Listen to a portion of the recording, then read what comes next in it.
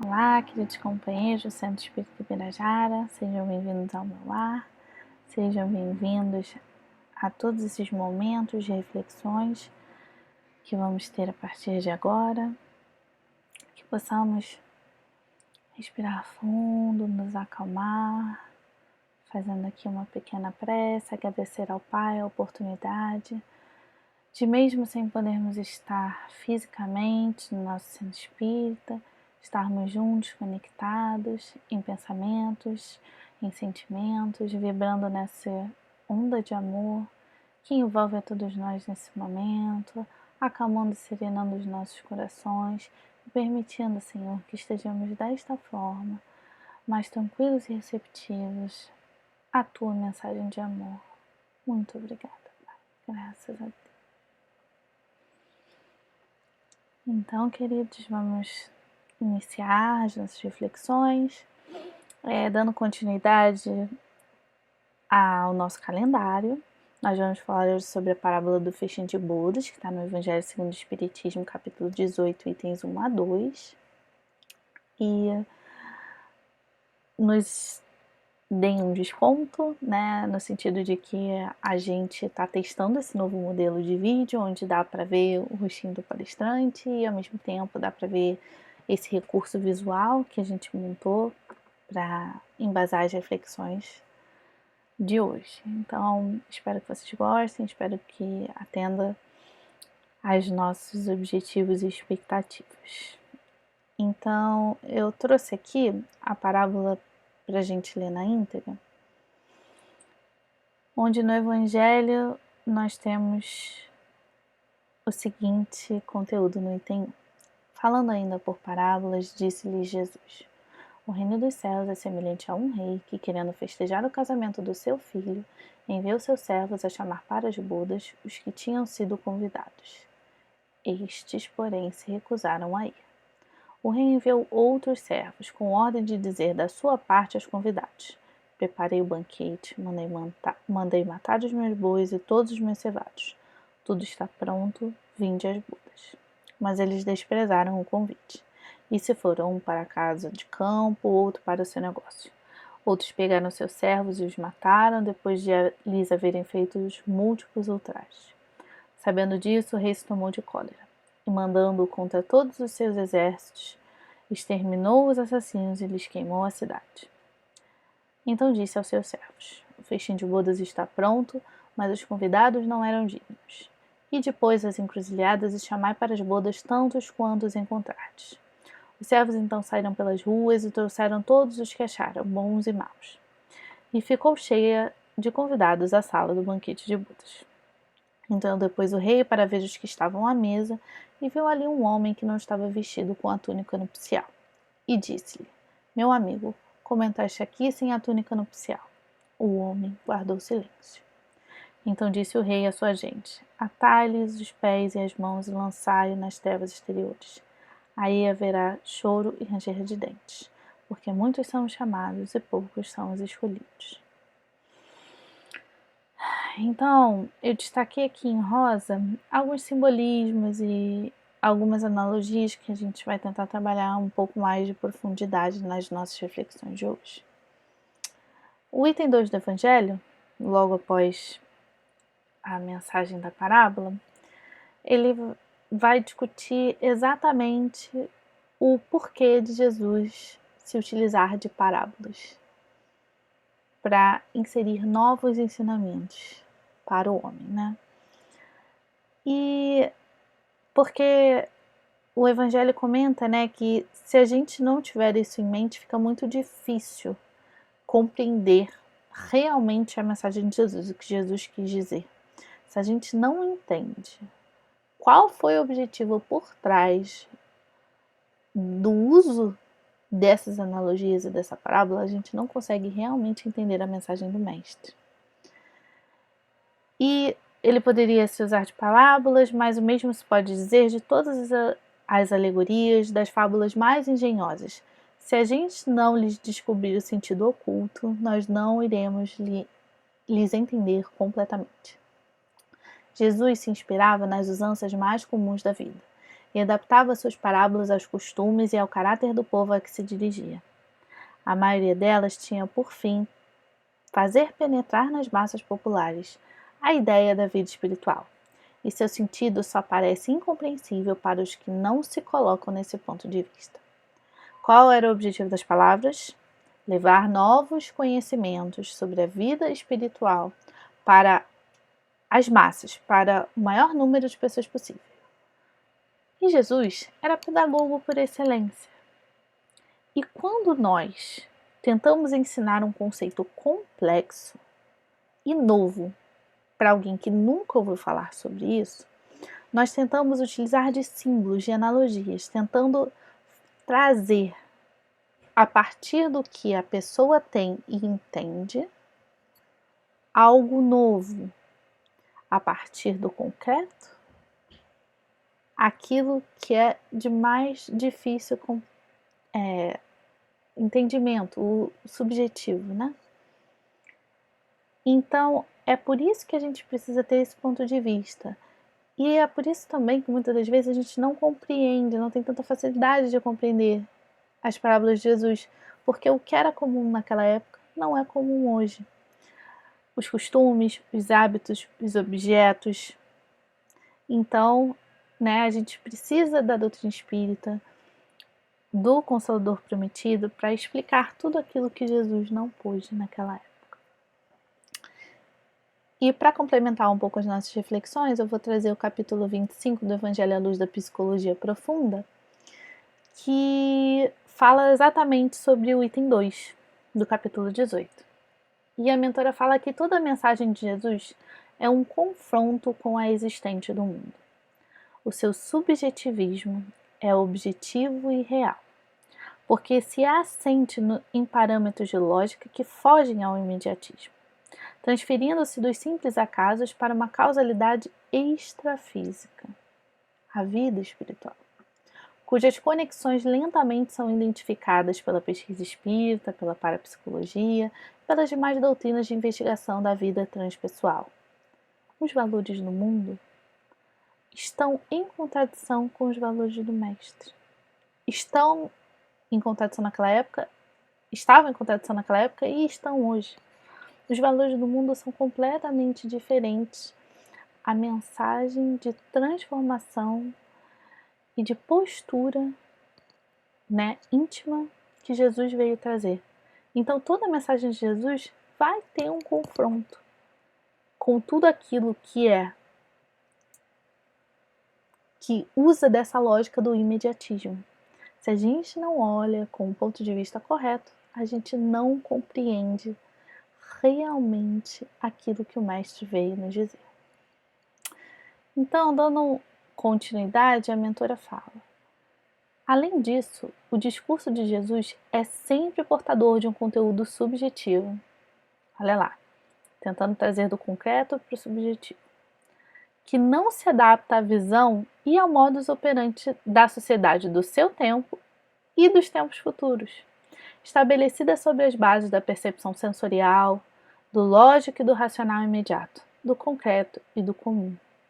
Então a mensagem de Jesus, ela tem um colorido diferente, ela nos toca o coração de uma forma diferente do que o mundo e do que a sociedade vem nos dizer. E agora eu queria começar a realmente adentrar na parábola e no seu estudo, nos simbolismos presentes nessa parábola. O reino de Deus se assemelha a um rei.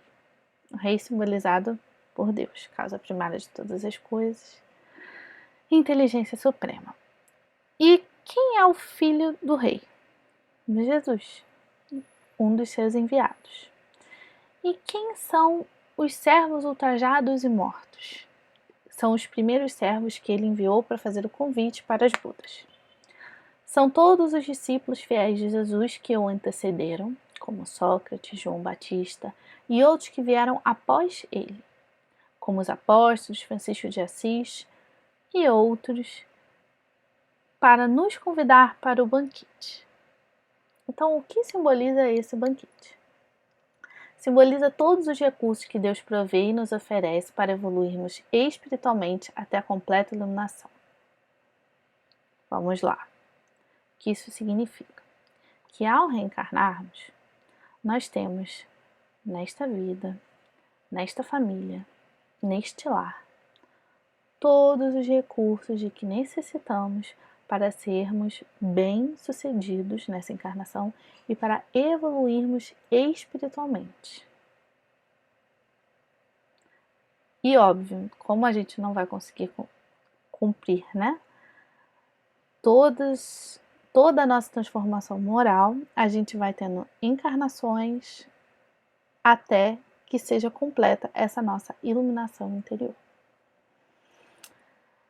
Agora, vamos olhar a analogia que Jesus fez. Temos uma festa de casamento, bodas. E quem não iria querer ir numa festa? Para celebrar uma união, uma parceria, né?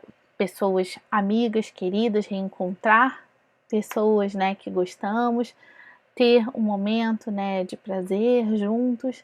Que tipo de pessoa que não iriam querer ir a esta festa?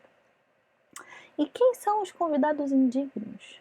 Aqueles que não estão usando a túnica nupcial, que depois de aceitarem o convite chegam, mas não estão trajados adequadamente. Não viram no convite qual era o traje para a festa. Pausem o vídeo se quiserem, né, pesquisar dentro de si as respostas para depois a gente continuar trabalhando esse conteúdo. Né, nessas configurações a gente tem essa possibilidade. Que tipo de pessoas não querem ir então? São os céticos materialistas que estão preocupados com a vida puramente material, e desconhecem momentaneamente a existência do rei e do seu banquete. São aqueles que procuram acumular os tesouros da terra. São aqueles que levam uma vida voltada exclusivamente, puramente, né, para o acúmulo de recursos materiais, que não estão conectados com a sua real essência. Porque momentaneamente, grifo momentaneamente, desconhecem a existência do Pai e do seu banquete, da vida em abundância que o Mestre veio nos mostrar. E essas pessoas que puramente vivem para a vida material vão ter com certeza muita dificuldade de passar por momentos de testemunho, né, por momentos difíceis como a gente está passando agora, porque a vida material puramente não faz sentido. E quando a gente lidar com uma situação desse porte, as bases, né, que foram construídas sobre areia, elas caem, né? Se a gente não tem os nossos valores construídos sobre a rocha, nós temos muita dificuldade de aceitar esse convite. Vamos prosseguir com as nossas reflexões. Joana vai falar lá no capítulo 25. No estudo convencional, todos os seres encontram-se convidados ao triunfo interior e, ao mesmo tempo, às conquistas externas, ao equilíbrio emocional. Mas, apesar disso, somente poucos cidadãos conseguem a identificação com todos esses compromissos. Não raro, uns se afadigam pelas posses e pelo conforto, em detrimento da vida interior. Então, a gente reencarna com tudo aquilo que a gente precisa para o triunfo interior, para o equilíbrio emocional. Ao mesmo tempo, nós temos sim que ter conquistas externas. E aí, a vida vai passando e a gente se esquece momentaneamente das nossas prioridades e dos nossos objetivos. E quando o convite chega, uns escolhem ir para o campo, outros escolhem ir para o seu negócio. Ficamos na nossa zona de conforto e acabamos escolhendo o perecível versus o perene. E eu trouxe essa foto porque eu acho que a reflexão que eu quis trazer é o seguinte: principalmente nesses momentos mais agitados, né, e de dificuldades, tudo que a gente queria era um céu azul e um mar e um sol e uma paz e uma tranquilidade. E toda vez que a gente procura essa paz, essa calma, essa tranquilidade no mundo, no externo, a gente não consegue se identificar com a nossa real essência. Porque eu posso estar sentada nesse balanço e cercada por toda essa natureza e não estar fazendo conexão com o divino, não estar percebendo Deus em toda essa natureza e estar num estado de profunda agonia, de profunda tormenta, agitação, preocupação e não estar vivendo naquele momento, não estar alcançando essa paz e esse equilíbrio emocional que nós tanto almejamos. Isso é um fenômeno de transferência, a gente tentar procurar do lado de fora aquilo que, na verdade, nós precisamos encontrar do lado de dentro.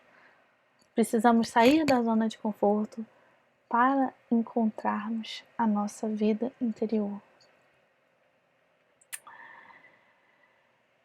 E aí, dando continuidade às nossas reflexões, quem são então os convidados indignos? Aqueles que aceitam o convite. Não, claro que eu quero ir, é uma festa, estou super disposto. Mas não olhei o traje que eu tinha que vir. Então, esses convidados não estão usando a túnica nupcial e são considerados indignos. Indignos são todos aqueles que não estão dispostos a se esforçarem. Estou querendo grifar o esforço, para se espiritualizar pelo amor, atendendo ao convite para virem ao banquete. Então, gente, não basta dizer Senhor, Senhor, para entrar no reino dos céus. Né? O Evangelho está recheado de mensagens que dizem, né, que não basta nós apenas comprarmos a ideia, nos identificarmos com a ideia, acharmos muito legal e acharmos uma proposta excelente. Acho para os outros, né? Porque para mim é muito difícil. Ai, nessa encarnação não dá, deixa para a próxima. E isso está na parábola do semeador, isso está no Evangelho quando ele vai falar da afabilidade da doçura, né? Que não basta que dos lábios manem leite e mel. Se do coração de modo algum lhes está associado, só há hipocrisia. Se a gente está só falando da boca para fora, se a gente não está procurando vivenciar esses novos valores, essa nova proposta que Jesus veio trazer para nós, então a gente não está disposto a se espiritualizar pelo amor. A gente não está fazendo esse esforço que a gente precisa fazer, né, para que a gente possa estar nesse banquete. E o que é essa túnica nupcial, né? Essa única condição para entrar nessa festa? Ela simboliza nessa parábola a fé e a confiança em Deus, a comunhão com o anfitrião, do banquete de abundância da vida. E para isso, para vestir essa túnica nupcial, é necessário disposição para a autotransformação. Ou seja, nós estamos aqui nesse corpinho agora, sou Priscila. Não sei nem se eu me apresentei, gente, mas tinha meu nome lá no início do slide, vamos seguir rumo. E aí a gente precisa dessa disposição para que eu seja uma pessoa melhor do que eu fui ontem. Para que eu, a cada dia, possa estar construindo uma versão melhor de mim mesma. Eu acho que eu também não falei da transição, né? Eu estou trazendo trechos de Joana e também do Parábolas Terapêuticas, volume 1 do Alídio Cerqueira. É o capítulo 9 que vai falar da parábola do festim de bodas, ou festim de núpcias, enfim. Vou dar prosseguimento. Então ele fala aqui, a túnica nupcial simboliza a fé e a confiança. E essa fé e confiança serão desenvolvidas em nós através de exercícios continuados, especialmente nos momentos de testemunho. Essa fé e confiança, elas precisam existir para que mesmo nos momentos de testemunho nós façamos brotar de dentro de nós o nosso melhor, para que fazermos florir e frutificar aquilo que nós temos de melhor para oferecer para o outro e para nós mesmos, né? Para amar ao próximo, a gente precisa do alto amor. Amar ao próximo como a si mesmo significa também estar exercendo, fazendo esse exercício de amor conosco mesmo, com as nossas falhas e com os nossos erros. E aí, quando vier aquele sentimento de angústia, de preocupação, de medo, nessa época difícil que a gente está vivendo, que possamos voltar para o momento presente e nos lembrarmos: Senhor, eu confio em Ti, sei que Você está fazendo a sua parte assim como eu estou fazendo a minha.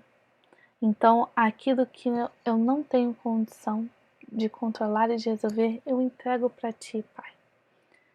E eu vou substituindo, diluindo, que é uma coisa que a mentora Joana de Ângeles fala muito, vou diluindo esses sentimentos e essas sensações com uma elevação de pensamento, com uma prece, com mensagens positivas, com imagens bonitas, né? Revivendo mentalmente situações que nos trazem tranquilidade e alegria, porque é normal que nós nos sintamos muitas das vezes com medo e preocupados, mas nós podemos fazer essa diluição desse sentimento neste momento, fazendo esse exercício da fé e da confiança na providência divina. E o Alírio continua, né, que a etimologia da palavra fé vem do latim fides, a mesma raiz que originou o vocábulo fidelidade. A fé tem essa concepção de fidelidade, a fidelidade de princípios e de sentimentos. Ter fé é ter fidelidade na própria autorrenovação pelo amor, porque Jesus vem trazer o caminho do amor para a gente, determinando a confiança na própria capacidade de autotransformação. Nós podemos sim fazer diferente, e esse é o convite que está sendo feito para nós agora, nesse momento de pausa nas nossas vidas, no qual a gente está tendo algumas barreiras momentâneas de se conectar e de estar no mundo exterior. Então, é agora o convite de nós fazermos o exercício de confiança na nossa autotransformação, no nosso mundo interior. Se eu sou laranja, eu preciso parar de me mostrar para o mundo como maçã.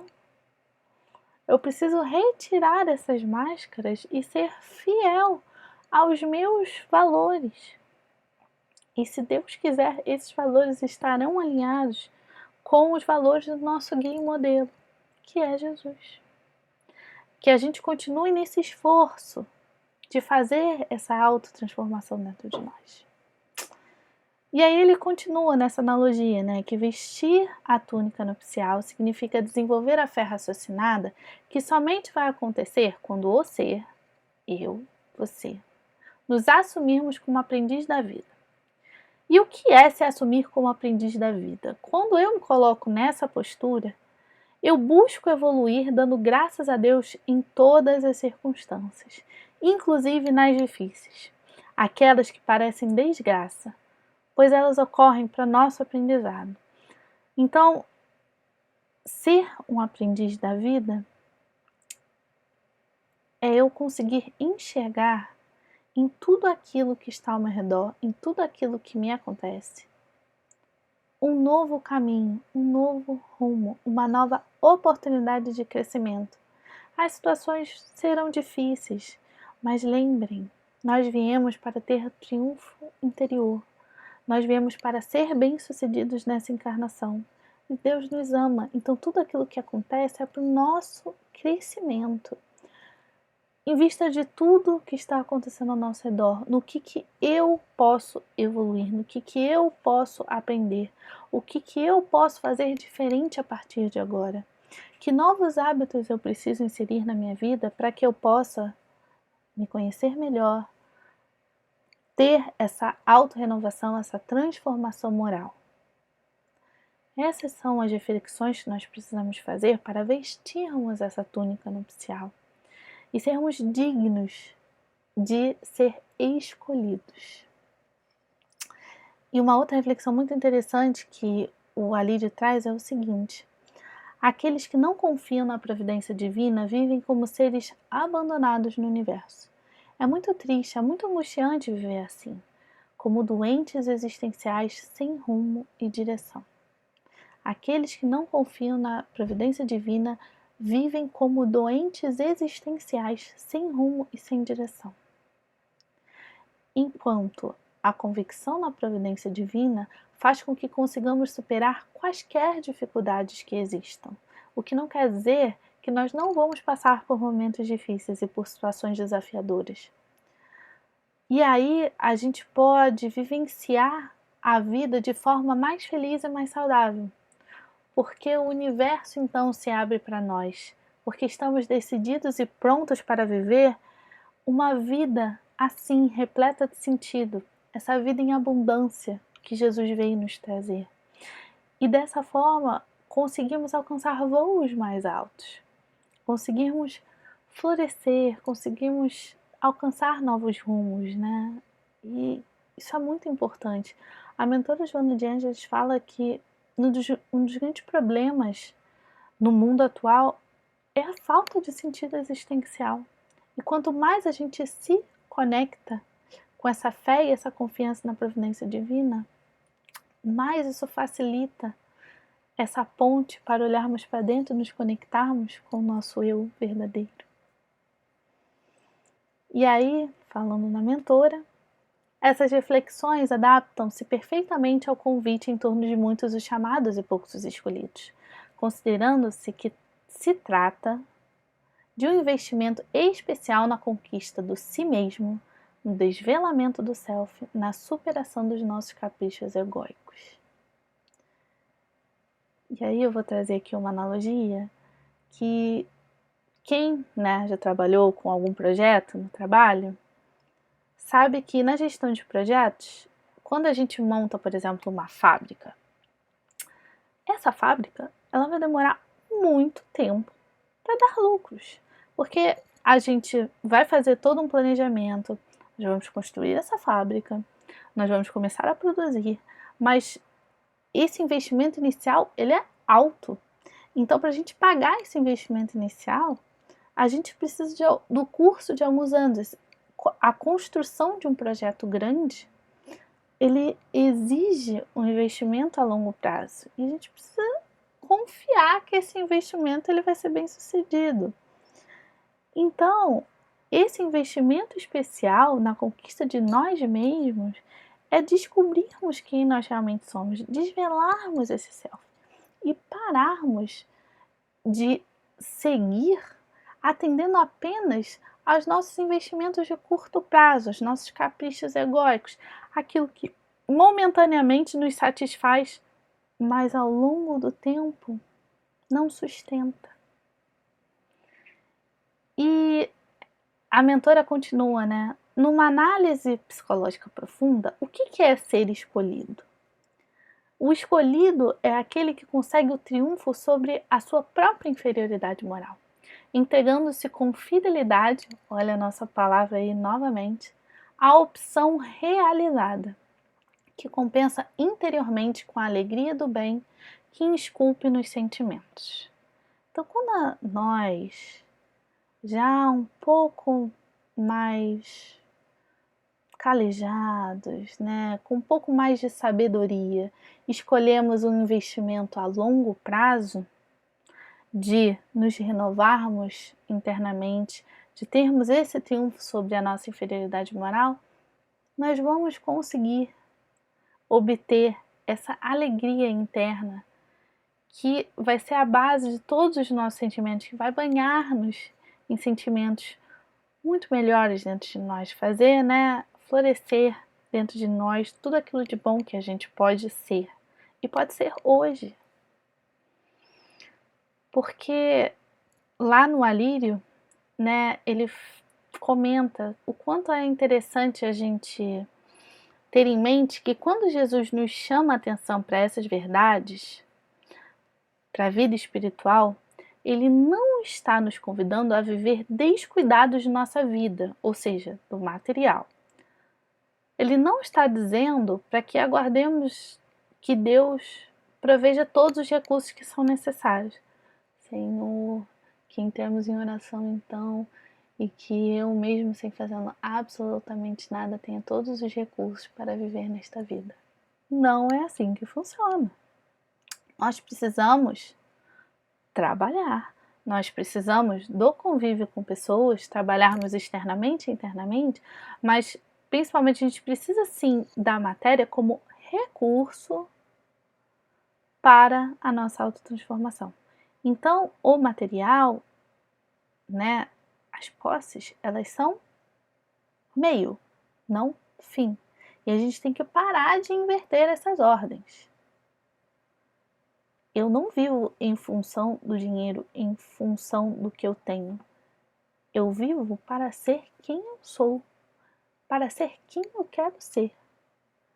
E o convite de Jesus, então, é para serenarmos os nossos corações através da fé e da confiança na providência divina. Pois quando estamos na ansiedade da busca das questões puramente materiais, perdemos a nossa serenidade e a nossa paz interior. Ficamos inquietos, preocupados com o dia de amanhã e esquecidos de que só vivemos no tempo presente. De que hoje nós temos todos os recursos e temos a oportunidade ímpar de todos os dias, todas as manhãs, todos os momentos. A cada respiração nós temos a escolha de fazermos diferente, de escolhermos um novo rumo para a nossa existência. E se continuarmos preocupados apenas com o que vai acontecer com a economia do nosso país, como vamos viver depois de toda essa história, como estão as pessoas queridas ao nosso redor, o que vamos fazer, né, com as pessoas doentes,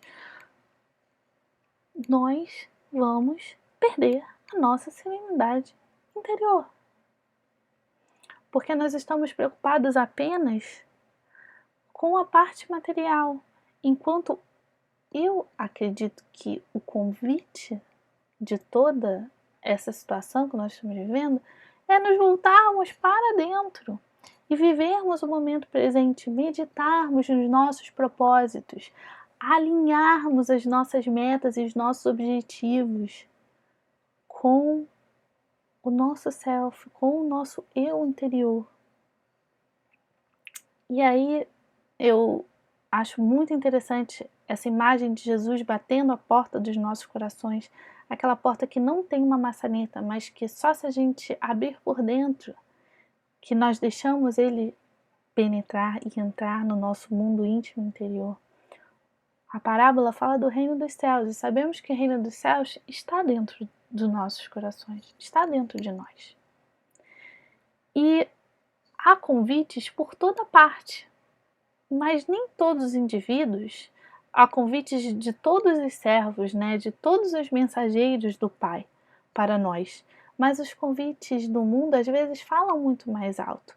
E aí nem todos os indivíduos têm olhos para ver, nem ouvidos para ouvir, concitando-os à conquista de significados existenciais que os preencham de harmonia, direcionando seus passos para rumos melhores, aqueles que não frustram e que não levam a desesperos dispensáveis. Entendemos então o nosso papel de deixarmos, olha meu Jesus, que lindo. Estamos deixando Jesus entrar em nossos corações? Estamos ainda ouvindo os convites que Jesus nos fez quando disse que bem-aventurados são os pobres de espírito, porque deles é o reino dos céus? Bem-aventurados os que choram, porque serão consolados, os que são mansos, porque herdarão a terra, os que têm fome e sede de justiça, porque serão fartos, os misericordiosos, porque alcançarão a misericórdia, os puros de coração, porque verão a Deus. Bem-aventurados os pacificadores, porque eles serão chamados filhos de Deus. Os que sofrem de perseguição por causa da justiça, porque deles é o reino dos céus. E bem-aventurados sois vós, quando vos injuriarem e perseguirem, e mentindo, falarem todo mal contra vós por minha causa. Toda vez que nós fomos rejeitados no mundo por estarmos sendo fiéis aos valores do Mestre, bem-aventurados seremos nós, porque seremos os últimos na terra, mas os primeiros no reino dos céus. E eu queria encerrar as nossas reflexões com uma frase de Joana, que fala: mediante a identificação com os objetivos que deseja alcançar nessa vida, nessa existência, nessa respiração, nesse minuto, nesse momento que nós estamos passando, auto-ilumina-se. Faça brilhar a vossa luz, pois vós sois deuses, disse Jesus. E vamos recorrer então à oração, que é a fonte inexaurível de energia. E vamos nos abastecer e nos renovar sem cessar a partir dessa conexão com o Mestre, de modo a triunfar sobre as dificuldades que já não obstaculizam o passo. Porque nós já entendemos que as dificuldades são oportunidades de aprendizado. Então, o medo não nos paralisa mais. Nós não encaramos as adversidades como obstáculos intransponíveis. Nós os vemos como oportunidade de autobrilhamento, de autorrenovação, de autotransformação. Vamos aprender a fazer esse movimento, cada vez mais exercitar esse movimento de olhar para dentro, de nos auto-iluminar, que aproveitemos essa oportunidade que estamos tendo agora de sermos melhores e de escolhermos o caminho e os ensinamentos do Mestre. Porque nós queremos ser aqueles que foram chamados e não aceitaram o convite, ou aqueles que são chamados e que são escolhidos. Que possamos fazer essa escolha a todos os dias, em todos os nossos momentos, que possamos trazer o Mestre para os nossos corações. Então, um abraço a todos, muito obrigada pela atenção.